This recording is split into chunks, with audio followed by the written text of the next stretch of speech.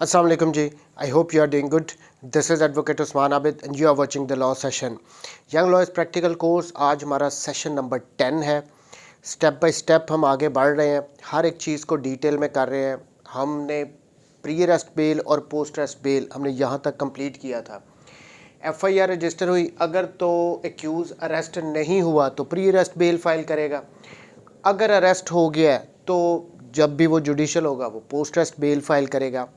अब इसके बाद यहाँ पे बेल्स का सारा प्रोसेस ख़त्म नहीं होता, एक और स्टेप भी रहता है।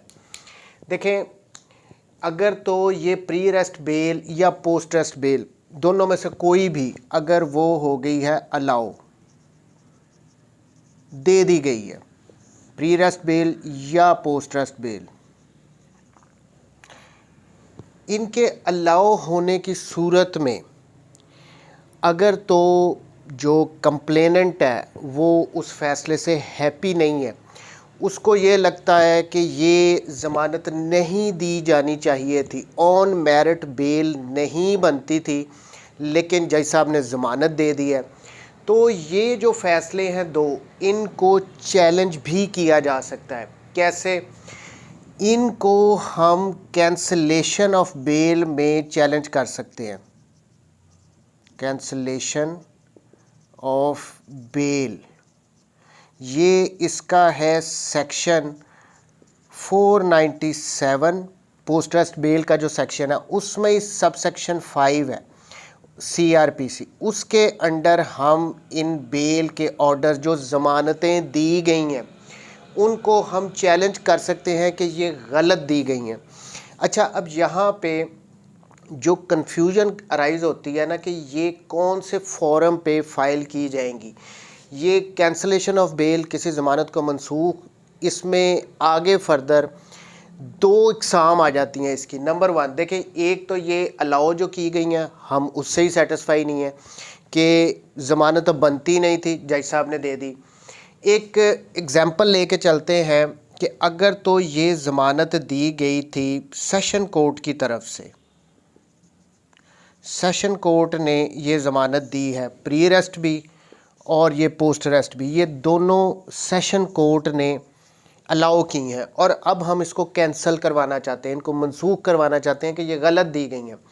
तो हम जो सेशन कोर्ट से ऊपर वाला फॉरम होगा हम वहाँ पे कैंसलेशन फ़ाइल करेंगे जो कि हाई कोर्ट है।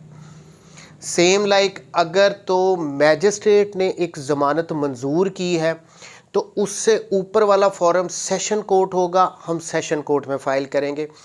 जब हमें ये लगता है कि ये ज़मानत गलत दी गई है, ज़मानत गलत दी गई है, हो जाता है ना, समटाइम्स ऐसे होता है कि क्लाइंट्स की आपस में बहुत लगती भी है, उस वजह से भी अगर ज़मानत मिल भी गई है तो जी उसको चैलेंज करना ही करना है।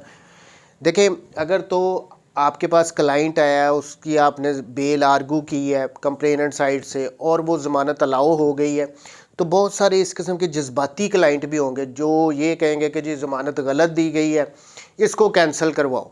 तो ये नेक्स्ट स्टेप आ जाता है। हमें इसका भी पता होना चाहिए कि जब ये ऑन मेरिट ज़मानत दी गई है और हम इसको चैलेंज करना चाहते हैं तो हम नेक्स्ट अपर फॉरम पे उसको चैलेंज करेंगे। पहली बात तो यहाँ तक होगी।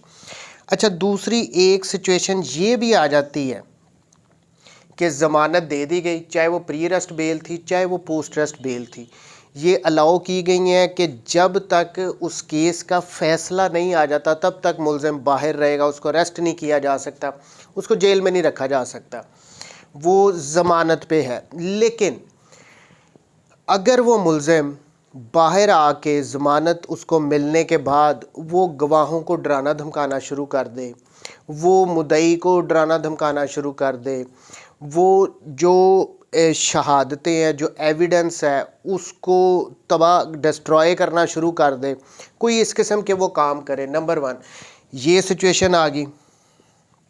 वो गवाहों को, मुद्दई को डराना धमकाना शुरू कर दे। पहली बात, वो जो भी शहादतें हैं उनको डिस्ट्रॉय करना शुरू कर दे, किसी भी तरह किसी डिपार्टमेंट्स को में चला जाए, उन पे दबाव मुलाजमीन पे डालें, कुछ भी ऐसा काम करे, ये दो बातें होगी। तीसरा ये हो गया कि अगर उसको कोई कंडीशनल बेल दी गई थी, कंडीशनल बेल दी गई थी, चाहे वो प्री अरेस्ट है चाहे वो पोस्ट अरेस्ट है, और अगर वो जो उस पे कंडीशंस लगाई गई थी वो उनको फुलफिल नहीं कर रहा, तो इस सिचुएशन में, इन तीनों सिचुएशंस में हम उसकी कैंसलेशन को फाइल कर देंगे। लेकिन यहाँ पे सिनेरियो थोड़ा डिफरेंट हो जाएगा। देखें, अगर तो वो गवाहों को डरा धमका रहा है, अगर तो उसको कोई कंडीशन लगाई गई थी, फॉर इंस्टेंस एक मिसाल लेके चलते हैं, 489F का पर्चा हुआ, 489F की FIR हुई, इसमें उसको पोस्ट अरेस्ट या प्री अरेस्ट बेल इस कंडीशन के साथ दी गई कि जो भी चेक की अमाउंट थी वो विदिन 3 मंथ्स उसको पे अप कर देगा। फॉर इंस्टेंस 1 लाख रुपया का चेक था जो कि बाउंस हो गया, और उसको ज़मानत कोर्ट ने इस शर्त पे दी कि 1 लाख रुपया आप 3 महीनों में किस्तों में पूरा करोगे, उस मुद्दई को दोगे। इस कंडीशन पे उसको बेल दी गई, लेकिन उसने ये जो कंडीशन थी कि वो पैसे देगा विदिन 3 मंथ्स, जिसको उसने एग्री किया, वो उसने पे नहीं किए, तो इस सिचुएशन में बेल कैंसिलेशन की तरफ आप जाओगे कि जी इसकी ज़मानत खारिज की जाए, इसने जो शर्त थी उसको पूरा नहीं किया। तो अब इन सिचुएशंस में कौन से फॉरम पे हम कैंसिलेशन ऑफ बेल फाइल करेंगे, ये क्वेश्चन है।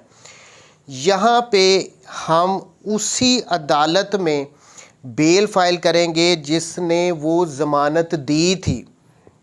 फॉर इंस्टेंस ये 489F की ज़मानत अगर सेशन कोर्ट ने कंडीशनल दी थी तो हम सेशन कोर्ट में ही इसकी कैंसिलेशन भी फाइल करेंगे।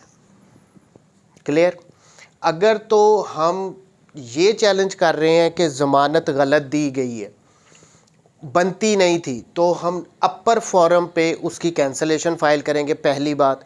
लेकिन अगर हमें कोई कंडीशनल बेल दी गई थी, या वो गवाहों को डरा धमका रहा है, मुद्दई को डरा रहा है, उसके घर में चला जाता है, प्रेशराइज कर रहा है उनको, इस किस्म की वो हरकतें कर रहा है, तो इन सिचुएशंस में जिस अदालत ने भी वो बेल दी थी, चाहे प्री अरेस्ट थी चाहे पोस्ट अरेस्ट थी, हम उसी कोर्ट में जाके उसकी कैंसिलेशन फाइल कर देंगे कि ये देखें जी ये हरकतें कर रहा है, आपने ज़मानत दी थी और ये बाहर निकल के इस किस्म के काम कर रहा है, इसकी आप ज़मानत खारिज करो। तो ये दो फॉरम, दो डिफरेंट सिचुएशंस हैं कैंसिलेशन ऑफ बेल के लिए। अच्छा, यहाँ पे मैं एक बात और क्लियर कर दूँ, ये जो कैंसिलेशन ऑफ बेल है इसका स्कोप बहुत ही लिमिटेड है, यानी एक्स्ट्रा ऑर्डिनरी सर्कमस्टांसेस होंगे तो ही ये बेल जो दी गई है वो कैंसिल की जाती है। वैसे अभी तक मैंने तो नहीं देखा किसी की बेल को कैंसिल किया गया हो, लेकिन ये कानून में तो है कि कैंसिल की जा सकती है, हम एटलीस्ट उसको फ़ाइल तो कर सकते हैं। एज ए यंग लॉयर हमें पता होना चाहिए कि अगर हम बेल एक उसमें कंप्लेनेंट साइड से खड़े हैं और वो अलाउ हो गई है तो हम उसकी कैंसिलेशन भी करवा सकते हैं। कैंसिलेशन फ़ाइल करेंगे, ऑब्वियसली फिर दोबारा फ़ीस आएगी। मेरे कहने का मतलब ये है, देखें इस कोर्स में मेरा जो ऑब्जेक्टिव है वो ये है कि जितने भी यंग लॉयर्स हैं इनको इनिशियली अगर इनके पास काम आए तो इनको पता हो कि कैसे करना है। यहाँ से तो अर्निंग होनी है। एक आपके पास एक बेल आई, आप मुद्दई साइड से खड़े हुए, वो अलाउ हो गई है। अब अगर आपका क्लाइंट कहता है कि जी ये ज़मानत मैंने इसको कैंसिल भी करवाना है, तो आप क्या कहोगे कि जी मुझे नहीं पता अब ये कैंसिल के लिए फ़ाइल कहाँ पे करनी है, किस तरह करनी है, हो सकती है नहीं हो सकती। सो आपको पता होगा कि जी यस ये कैंसिलेशन भी इसकी फ़ाइल की जा सकती है, इसका फॉरम कौन सा है, तो आप उसकी कैंसिलेशन की पिटीशन तैयार करोगे, फ़ाइल करोगे, अपनी फ़ीस लोगे। मेरा मकसद यही है कि इनिशियल डेज़ में आपको जिन भी तरीक़ों से आप अर्निंग कर सकते हो वो आपको एटलीस्ट पता होने चाहिए। एनी हाउ जी, तो ये यहाँ पे जब ऑन मेरिट हम फाइल करते हैं इसका स्कोप बहुत ही लिमिटेड है कि ये कैंसिल होगी, ये तो मैं क्लियर कर रहा हूँ। यहाँ पे देखिए, जब कोई एक बेल अगर कंडीशनल दी गई है, जिस तरह इसकी एग्जांपल लेके चलते हैं, कोर्ट ने कहा था कि मैं आपको ज़मानत देता हूँ लेकिन आपने 1 लाख रुपया 3 महीने में उसको अदा करना है। उसने नहीं किया, एग्री किया था कोर्ट में, यस मैं पे कर दूंगा, लेकिन नहीं किया, उसने वॉयलेट किया है उस कंडीशन को जिस पे उसको ज़मानत दी गई थी। तो यहाँ पे चांसेस हैं कि उसकी ज़मानत कैंसिल हो सकती है, अनटिल अनलेस जब हम कैंसिलेशन फ़ाइल करते हैं वो वहाँ पे आके कहता है कि जी नहीं मैं पैसे देने के लिए तैयार हूँ, वो एक अलग इशू है। इसी तरह ये जो अब गवाहों को डराना धमकाना, शहादतों को वो ख़राब कर रहा है, ये साबित करना बड़ा मुश्किल होगा। आप एक बंदे को कैंसलेशन ऑफ बेल एक बंदे को पोस्टर्स बेल दी गई है, अच्छा उसके 1 महीने बाद आप कैंसलेशन ऑफ बेल फाइल कर देते हो कि ये जी गवाहों को डरा धमका रहा है, ये मुझे डरा धमका रहा है, इस किस्म की ये हरकतें कर रहा है, आप इसकी ना बेल को कैंसिल कर दो। अब ये जज साहब ने क्या आपकी इस ज़ुबानी कलामी इस बात को मान लेना है कि हाँ जी ये तो जी गवाहों को बड़ा डरा रहा है और इसको पकड़ के अंदर डालो, इसकी ज़मानत कैंसिल करो? ऐसे नहीं होता। इसके लिए आपको बड़े स्ट्रॉन्ग एविडेंस भी चाहिए कि वो इस किस्म के काम कर रहा है। फॉर इंस्टेंस उसने आपको मारा पीटा है, आपने उस पर एक FIR करवा दी है, किसी गवाह को उसने मारा पीटा है, उस पर आपने FIR करवा दिया, कोई मेडिकल भी है, तो वो FIR जो करवाई गई है, वो जो मेडिकल करवाया गया था, वो साथ लगा के अगर आप कैंसलेशन फ़ाइल करते हो दैट मेक सेंस, वो एक गुड ग्राउंड होगी। लेकिन ज़ुबानी कलामी जाके कहना जी बस ड्राई जा रहा है इसकी ज़मानत कैंसिल करो, तो उस तरह नहीं होती। मैं अब फिर रिपीट कर रहा हूँ कि अगर तो ऑन मेरिट ज़मानत दी गई है उसको कैंसिल करवाना है तो नेक्स्ट जो फॉरम होगा उस पर हमने कैंसलेशन फ़ाइल करनी है। लेकिन अगर कंडीशनल बेल है या फिर वो गवाहों को डरा धमका रहा है, इस किस्म की बातें हैं, तो फिर जिस कोर्ट ने उसको ज़मानत दी थी हमने उसी कोर्ट में जाके उसकी कैंसलेशन फ़ाइल करनी है। अच्छा अब आ जाते हैं इसकी फाइलिंग से रिलेटेड कि इसमें डॉक्यूमेंट्स वगैरह कौन से लगाते हैं। देखिए ऑब्वियसली कोई फॉर्म होगा कचहरी का जो हर पिटिशन के साथ लगता है, हम वो लगाएंगे।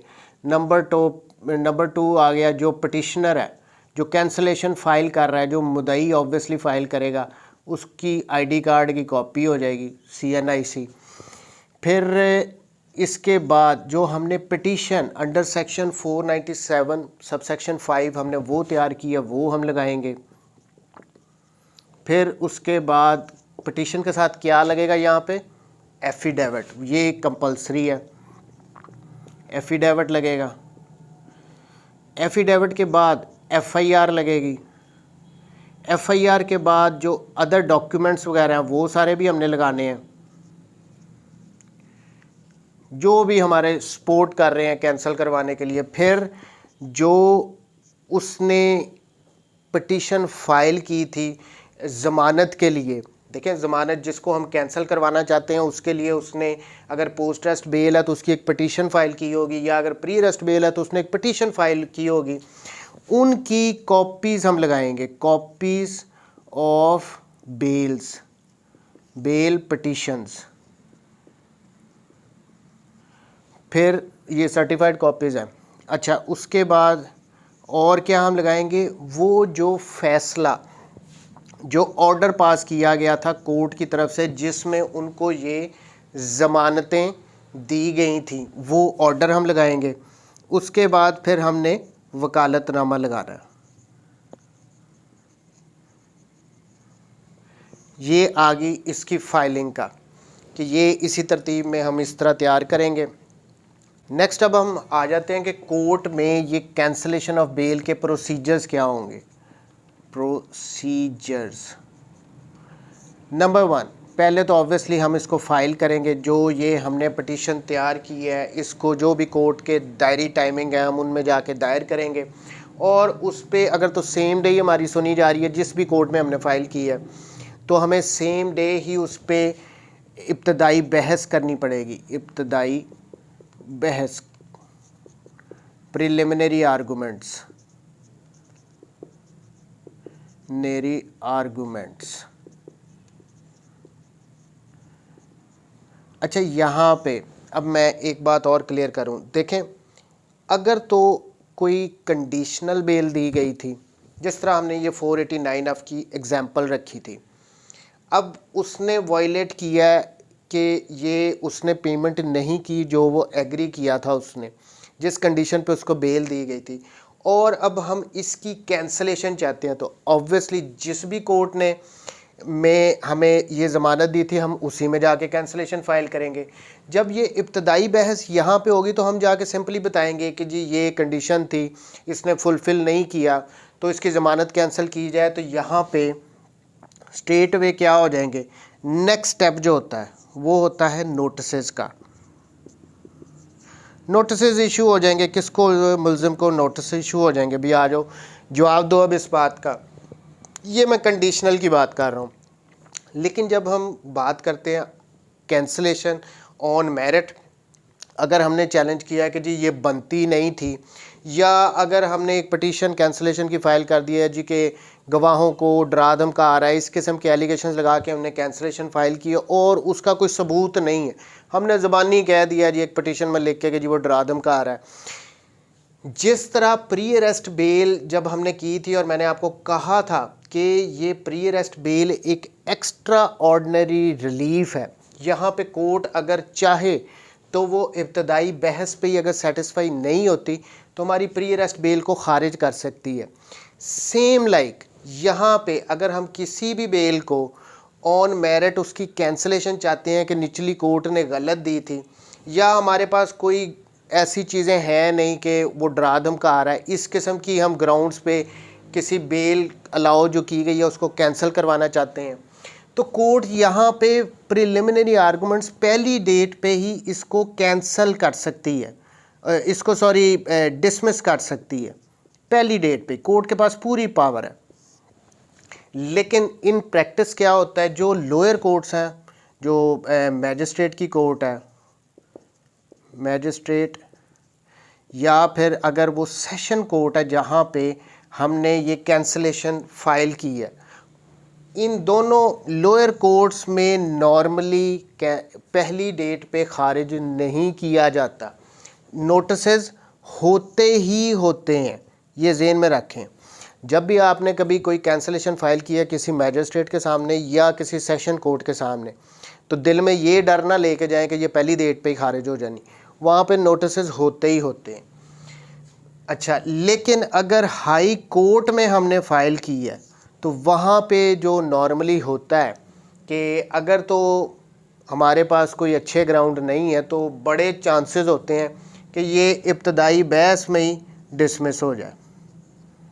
बड़ा स्ट्रॉन्ग केस होना चाहिए हाई कोर्ट में। लेकिन लोअर कोर्ट्स में प्रैक्टिस के वाले से मैं बता रहा हूँ कि नोटिसेस नॉर्मली हो जाते हैं, लेकिन हाई कोर्ट में ऐसे नहीं होता। एनी हाउ जी, नोटिसेज होंगे मुल्ज़िम को, फिर उसके बाद क्या होगा, जिस डेट के लिए भी नोटिस किए गए हैं उस डेट पे मुल्ज़िम आएगा प्लस अपने वकील साहब को लेके आएगा।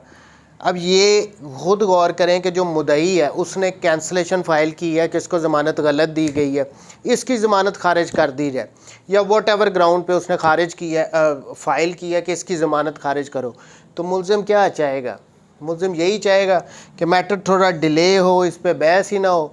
तो मुल्ज़िम खुद ही आएगा, आके हो सकता है पहली डेट पे कहे कि जी मैंने अभी वकील साहब को करना है, फिर अगली डेट पे वो आए वकील साहब को लेके। और मैंने आपको ऑलरेडी बताया कि जब भी एक वकील ने कोर्ट में पेश होना है उसने वकालतनामा पहली डेट पे देना है, तो ये एक ट्रेडिशन बन चुकी है कि एक और डेट दी जाएगी, उस वकील साहब को तैयारी के लिए कह लें। सो जब भी ये मुल्ज़िम और इसका वकील दोनों प्रेजेंट होंगे, मुल्ज़िम का वकील प्लस जो मुद्दई का वकील, ये दोनों प्रेजेंट होंगे, और फिर इस पे क्या होगी बहस। ऑब्वियसली सरकारी वकील तो हो गई। ये जब सारे इकट्ठे होकर बहस करेंगे तो इस पे क्या फैसला ऑर्डर आ जाएगा जी कि ज़मानत जो कैंसिल करनी है या नहीं करनी। यही प्रोसीजर है, मैं दोबारा रिपीट कर देता हूँ। हमने फ़ाइल की, उसके बाद उस पर इब्तदाई आर्गूमेंट होने हैं। जब हम लोअर कोर्ट्स में कैंसलेशन फ़ाइल करेंगे तो डरना डरना नहीं है, वहाँ पे नोटिसेस नॉर्मल हो जाते हैं। नोटिस होंगे तो मुल्ज़िम आएगा, फिर वो अपने वकील को लेके आएगा, फिर वो वकालतनामा देगा, फिर सारे मिलके वहाँ पे बहस करेंगे।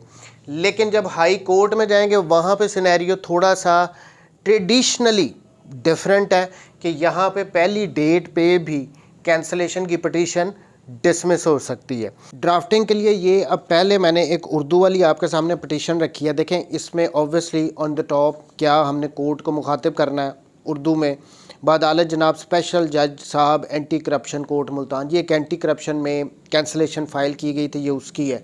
सो कोर्ट का नाम, उसके बाद डेफिनेटली जो हमने एक गैप छोड़ना होता है, मैंने ऑलरेडी कई दफ़ा इस पर बात की है। ये देखें आपके सामने यहाँ पे टिकट्स वगैरह लगी हैं, यहाँ पे कोर्ट की स्टैम्प्स भी लगती होती हैं। उसके बाद हमने ऑब्वियसली पार्टीज़ के नाम के किन के दरमियान डिस्प्यूट है। अब ये को फ़रा नाज साहिबा थी, बनाम कौन है, राना वकार। अब ये फ़रा नाज जो है ये कंप्लेनेंट है, मुस्तगीस है, इन्होंने फ़ाइल की है अगेंस्ट किसके, राना वकार जो स्टाम्प फरोश है, इसकी ये ज़मानत कैंसिल करवाना चाहते हैं। सो फ़रा नाज बनाम राना वकार जो भी मुलज़म और सरकार। अच्छा, इसके बाद हमने प्री अरेस्ट पोस्ट अरेस्ट जो भी होती हैं उनमें हमने मुकदमा नंबर वगैरह सारी डिटेल्स देनी होती हैं। अब इसमें मुकदमा नंबर सो एंड सो, मोरखा सो एंड सो, बजुर्म जो भी ऑफेंसेस हैं ये सारा, और जो भी थाना पुलिस स्टेशन जिसमें दर्ज की जाती है वो देते हैं। उसके बाद आ जाता है टाइटल। अब इसमें 439A भी डाला गया, आपने उसको ज़्यादा देख के कंफ्यूज नहीं होना, ये एक डिफरेंट सा बड़ा टेक्निकल केस था। लेकिन यहाँ पे जब हमने उर्दू में इसका टाइटल देना, हम सिंपल लिख देंगे दरख्वास्त ज़ेरे दफ़ा 497 सबसेक्शन 5 बामुराद मनसूख फरमाए जाने हुक्म अदालत जनाब, जिस भी कोर्ट ने लिखा हो उसकी जिस डेट का भी हो हम वो लिख देंगे टाइटल में। या सिंपल भी अगर हम लिख देना दरख्वास्त ज़ेरे दफ़ा 497 सबसेक्शन 5 ज़वाद फ़े बामुराद मनसूखी ज़मानत, बस इतना भी अगर हम टाइटल दे दें इनफ है। ऑब्वियसली ये हमारा टाइटल होने के बाद जनाब अली साइल साइला मुस्तगीसा हस्बे झैल अर्ज़ गुज़ार है। देखें जो कंप्लेनेंट होता है उसको उर्दू में मुदई भी कहते हैं, मुस्तगीस भी कहते हैं। अच्छा, फिर नोट यहाँ पे ये क्या दे रहा है, ये कि साइला ने कबल अजीम मोरखा हुक्म सो एंड सो, अगर तो पहले भी कभी किसी कोर्ट में चैलेंज किया गया या ये फ़र्स्ट कैंसलेशन बेल है, हम वो सारा कुछ बताएंगे। उसके बाद फिर नंबर 1 से इसने अपनी पूरी, पहले तो वो कहानी बताओगे जो भी इल्ज़ाम वगैरह था, फिर जिस जिस डेट पे किन ग्राउंड्स की वजह से आप चाहते हो। देखें ये अब काफ़ी लंबी चौड़ी एक है कैंसलेशन बेल, मैं उसकी डिटेल में नहीं जाता, ये एंटी करप्शन की थी और उनमें मामला बड़े लंबे होते हैं। फिर उसके बाद आपने ये भी बताना होता है पैराग्राफ में कि कौन से जज साहब थे, कौन सी डेट को उन्होंने ज़मानत मंजूर की। अब वो आप उसको ऑन मेरिट चैलेंज कर रहे हो कि जो ज़मानत गलत दी गई थी तो क्यों दी गई थी, वो सारा कुछ जो भी आपके ग्राउंड है। देखिए अब इतने सारे ऑफेंसेस हैं, मैं आपको एक स्केच तो बता सकता हूँ, लेकिन चूँकि इतनी सारी FIRs होती हैं, कत्ल की हो गई, हर्ट की हो गई, फिर 489F होगी, कितने सारे ऑफेंसेस हैं PPC में। सो हर एक के ग्राउंड्स डिफरेंट होते हैं। मैं अब आपको यहाँ पे बैठ के ग्राउंड्स नहीं बता सकता हूँ कि ये जी आप ग्राउंड्स वहाँ पे बोलें, वो तो according to the case, according to the facts, हमारे पास जो पेपर वर्क होता है हमने उसमें से निकालने होते हैं। सो वो तो केस टू केस वेरी करते हैं, सो उनमें नहीं, मैं आपको स्केच बता रहा हूँ। अच्छा, फिर उसके बाद इसके साथ जो हमने लगाना है वो सारे ग्राउंड्स हमने लिखने हैं। एक अगर स्केच में आए बखिदमत जनाब के बाद नोट दे दें कि ये पहली कैंसलेशन बेल है। उसके बाद फिर आप जो स्टोरी है एक पैराग्राफ में वो बता दें, जो फैक्ट्स हैं जो FIR में लिखे हुए हैं। उसके बाद फिर जो आपके ग्राउंड्स हैं वो सारे आप लिखें। फिर आपने ये भी एंड पे लिखना है कि जो एफिडेविट है वो साथ इसके अनेक्स किया गया। अच्छा, हमने प्रेयर में क्या लिखना है कि ये जो हमारी दरख्वास्त है इसको मंजूर किया जाए और जो ज़मानत दिस डेट, जो भी डेट को वो ग्रांट की गई है उसको मनसूख किया जाए ताकि इंसाफ हो सके, यही प्रेयर होनी है। अच्छा, उसके बाद अर्ज़े, फिर उसके बाद जो भी जो भी पटिशनर है साइल है उसके नाम, एड्रेस और सिग्नेचर्स वगैरह, और एंड पे वज़ीर कौंसल वकील साहब के साइन होते हैं। सो स्केच हमारा वही है, ड्राफ्टिंग में कोई चेंजिंग नहीं आती। मैंने आपको पहले भी कहा था कि कोशिश करें कोई आप जाके कोई बुक वगैरह ले लें ताकि ये बातें आपके लिए स्केच, वर्ड्स, फ़िक्रे आपको ये वहाँ से मिल जाएंगे, इनको सिर्फ रट्टा ही लगाना होता है। फिर उसके बाद अगर हमने इंग्लिश में ड्राफ्ट करना है तो इन दी जो भी कोर्ट है, session court, magistrate, Multan, Lahore, Faisalabad, Karachi, जहाँ की भी है वो लिखेंगे। उसके बाद डेफिनेटली गैप दे के हम पार्टीज़ के नेम, फिर ऑफेंस केस का नंबर क्या है, किस डेट को ये एफआईआर लॉन्च हुई है, किस थाने में हुई है और ऑफेंसेस कौन से हैं, ये हमने टाइटल देना होता है। फिर उसके बाद जो इस पटिशन का हमारा क्या टाइटल है, हम कैंसलेशन फाइल कर रहे हैं, petition under section 497 sub section 5 CRPC for the cancellation of post arrest bell या प्री अरेस्ट बेल, जो जिसको भी हम कैंसिल करवाना चाहते हैं। उसके बाद रिस्पेक्टफुली शोयत आ जाएगा। फिर पहले पैरे में वही आप ब्रीफ से फैक्ट्स लिख दें, उसके बाद आपके जो भी ग्राउंड्स हैं वो सारे लिखेंगे और एंड पे प्रेयर आ जाएगी। It is therefore most respectfully prayer that the petition may kindly be accepted and the bail granted on date such and such be cancelled, be recalled और cancelled in the interest of justice, और आगे petitioner के sign और वकील साहब के sign, और and पे आप सर्टिफिकेट दे दें कि as per instructions of my client this is the first petition on the subject before this honourable court. So ये ड्राफ्टिंग जो है ये ड्राफ्ट करने से ही आएगी। ये अगर आप एक बुक ले आएँ, उसमें मैं कई दफ़ा कहा, उर्दू वाली भी ले आएँ कि इंग्लिश वाली भी ले आएँ, रोज़ की एक एक पटिशन को आप लिखना शुरू कर दें। स्केच सेम है, वर्ड्स आप एक प्री अरेस्ट लिख रहे हैं, एक कैंसलेशन रोज़ की लिख रहे हैं, या एक पोस्ट अरेस्ट बेल आपने रोज़ की लिखी, तो उससे आपको वर्ड्स मिलते जाएंगे, फ़िक्रे मिलते जाएंगे और वो दिमाग में बैठते जाएंगे। अब हमने अगर ड्राफ्ट करनी हो तो हमने कंप्यूटर ही खोलना और टाइप करना शुरू कर देना। हमारे भी फॉर्मेट अब तो बने हुए हैं, हम सिर्फ ग्राउंड्स ही उसमें और पार्टीज़ के नाम वगैरह ही चेंज करते हैं। ये प्रैक्टिस के साथ, एक्सपीरियंस के साथ, टाइम के साथ आ जाता है, लेकिन हर काम को करना पड़ता है। मेहनत करें। शुरू में ड्राफ्टिंग डेफिनेटली खुद करनी चाहिए, और अगर आप किसी भी केस में ड्राफ्टिंग खुद करते हैं, चाहे प्री अरेस्ट है, चाहे पोस्ट अरेस्ट है, चाहे 22 है, चाहे कोई अपील है, चाहे कोई रिवीजन है, जो कुछ भी है, अगर आपने ड्राफ्टिंग खुद की है ना, तो और उसके ग्राउंड्स आपने खुद बनाए हैं, तो कभी भी वो आपको भूलेंगे नहीं। चाहे आपको आधे घंटे का टाइम दे के कोर्ट कहे कि चलें जी बहस करें, तो आप कर लेंगे, कोई मसला नहीं होगा। आपने क्योंकि खुद ड्राफ्ट किए हुए हैं, खुद आपने दिमाग लगा के सोच के ग्राउंड्स बनाए हैं, तो इस वजह से वो ईजी हो जाता है काम। अब आ जाए फिर आर्गूमेंट्स के। आर्गूमेंट्स किस तरह करने हैं? ऑब्वियसली जो पटिशनर है वही स्टार्ट करेगा अपने केस को, वही ओपन करेगा। शुरू कहाँ से करना है?